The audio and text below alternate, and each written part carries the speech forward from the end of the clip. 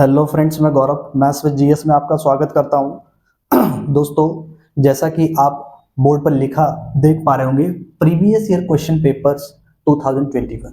इससे पहले दोस्तों मैंने 2020 का प्रश्न पत्र आपका सॉल्व कराया। इसी कड़ी में आज बारी है प्रश्न पत्र आपका 2021 के। इस प्रश्न पत्र में दोस्तों मैं आपका आज जो सॉल्व कराऊंगा, यानी जिसका आपका सॉल्यूशन कराने वाला हूं, वस्तुनिष्ठ प्रश्न, यानी कि आपका ऑब्जेक्टिव टाइप क्वेश्चंस, बहुविकल्पीय प्रश्न। ठीक है दोस्तों, क्या होता है दोस्तों, डीएलएड में आपका जो ऑब्जेक्टिव टाइप प्रश्न पूछे जाते हैं वो दोस्तों आपका 5 पूछे जाते हैं। इसी कड़ी में ये लेक्चर नंबर फर्स्ट है दोस्तों। आज मैं आपका वस्तुनिष्ठ प्रश्न करा रहा हूँ, अगले लेक्चर में आपका अति लघु कराऊंगा और नेक्स्ट लेक्चर में आपका लघु इसके प्रश्न कराऊंगा। ये 3 ही प्रकार के इसमें प्रश्न पूछे जाते हैं, वस्तुनिष्ठ, अति लघु और लघु। ठीक है दोस्तों, तो आज बारी है दोस्तों किसकी, वस्तुनिष्ठ प्रश्न।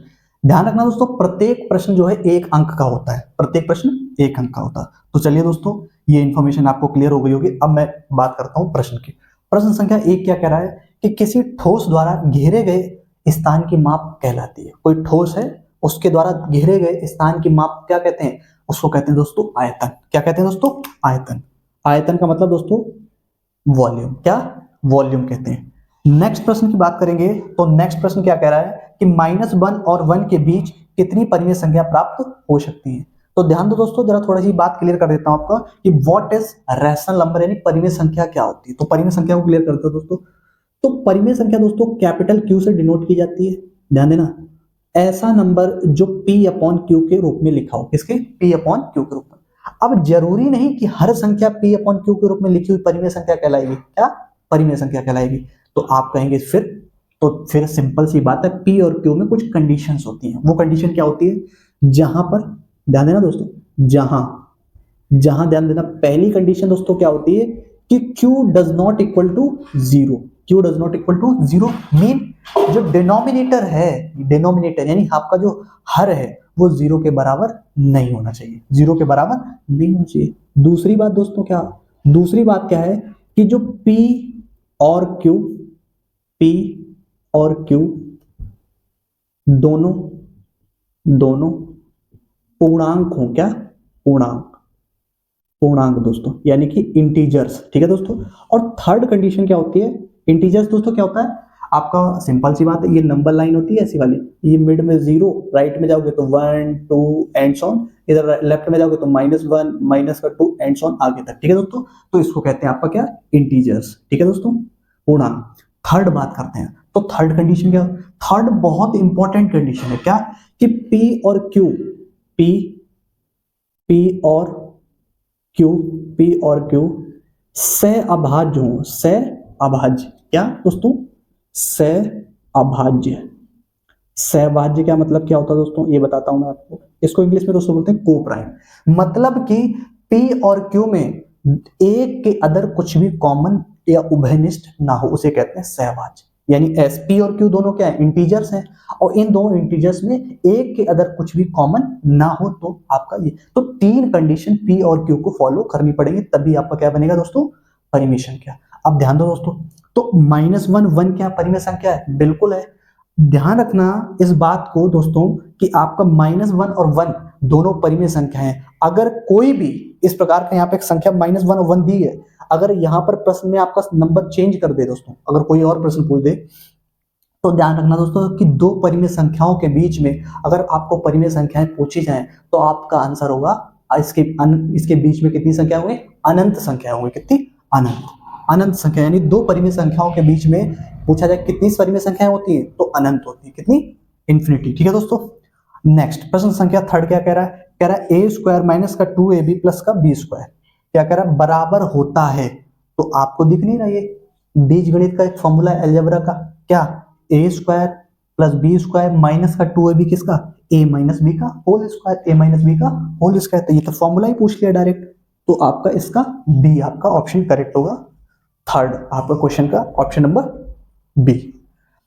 क्वेश्चन नंबर 4 देखिए दोस्तों, क्या कह रहा है, एक वर्ग का परिमाप 4 मीटर है तो उसका क्षेत्रफल निकालिए। एक वर्ग है, उसका आपका परिमाप कितना दिया है, 4 मीटर। ध्यान दो दोस्तों, क्वेश्चन नंबर आपका third, question number 4 question number 4 क्या कह रहा है, क्वेश्चन नंबर 4 में कह रहा है कि वर्ग का परिमाप वर्ग का परिमाप कितना दिया दोस्तों, 4 मीटर। ठीक है दोस्तों, अब वर्ग का परिमाप 4 मीटर दिया है, निकालना क्या है, उसका क्षेत्र। आपको अच्छे से पता है कि वर्ग का परिमाप अगर ज्ञात करना है, सॉरी क्षेत्रफल ज्ञात करना है, तो हमें क्या चाहिए, भुजा चाहिए। तो अब वर्ग का परिमाप दिया हुआ है, तो परिमाप से हम भुजा निकाल सकते हैं। तो देखो दोस्तों, वर्ग का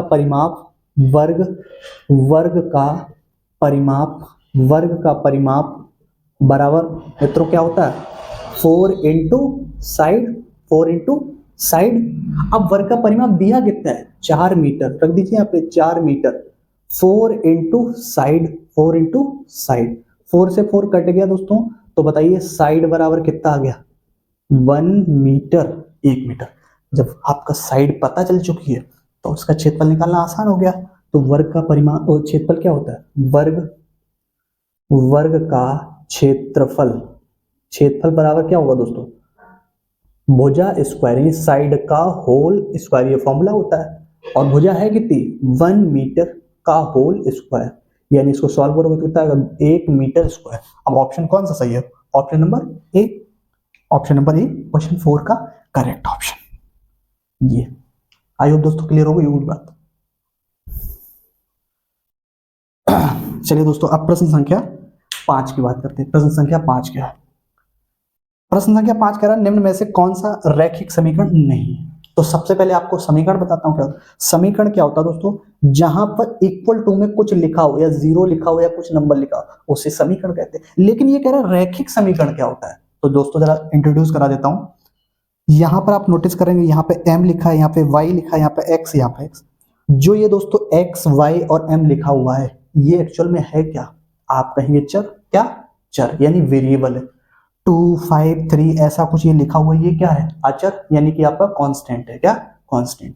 तो ध्यान देना दोस्तों, आपको कांस्टेंट पे फोकस नहीं करना है, फोकस करना है वेरिएबल पर, यानी कि चर पे। तो अब हमें समीकरण तो पता चल गया, लेकिन रैखिक समीकरण क्या होता है।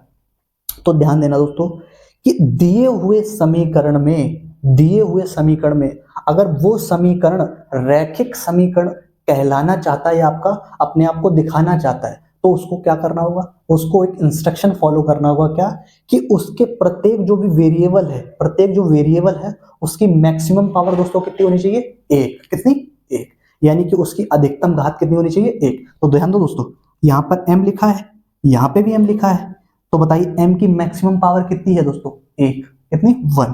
यहाँ पे y लिखा है, y की मैक्सिमम पावर कितनी है, 1। यहाँ पे x लिखा है, मैक्सिमम पावर कितनी है, 1। जब किसी की कोई वेरिएबल की पावर ना हो तो बाय डिफॉल्ट स्वतः ही उसकी पावर कितनी होती है, 1। यहाँ पे दोस्तों देखो, तो यहाँ पे x की पावर कितनी है, 2।